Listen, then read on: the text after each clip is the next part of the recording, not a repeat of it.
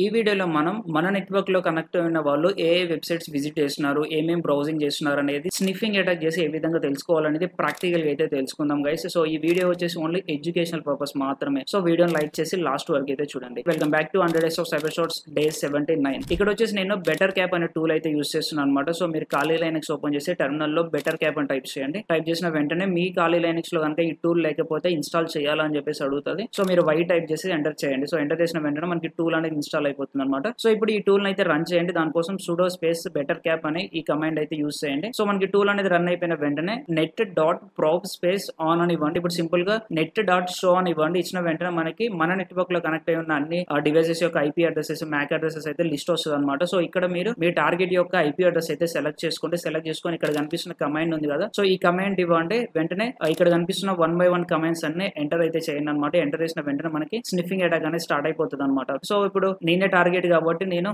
నా విండోస్ లో అయితే బ్రౌజర్ ఓపెన్ చేసి నేను ఒక వెబ్సైట్ అయితే విజిట్ చేస్తున్నాను అనమాట. ఇక్కడ flipkart.com అని చెప్పిస్తున్నా చూడండి. సో ఇక్కడ మనం flipkart.com అయితే ఓపెన్ చేసాం సక్సెస్ఫుల్ గా. సో ఇప్పుడు ఒకసారి మనం ఖాళీలోకి వెళ్ళి చెక్ చేద్దాం ట్రాఫిక్ అనేది క్యాప్చర్ అవుతుందా లేదా అని చెప్పేసి. సో ఇక్కడ నేను ఖాళీ అయితే ఓపెన్ చేశాను అనమాట. ఇక్కడ చూసినట్టయితే మనకి కంప్లీట్ గా నెట్వర్క్ ట్రాఫిక్ మొత్తం అయితే క్యాప్చర్ అవుతుంది. సో ఇక్కడ చూసినట్టయితే మనకి డీటెయిల్ గా flipkart.com అని చెప్పి అయితే ఉందన్నమాట. అంటే మనం flipkart.com విజిట్ చేసినట్టయితే ఇక్కడ చూపిస్తుంది. ఐ హోప్ మీకు అయితే క్లియర్ గా అర్థమైంది అనుకుంటున్నాను. Thank you.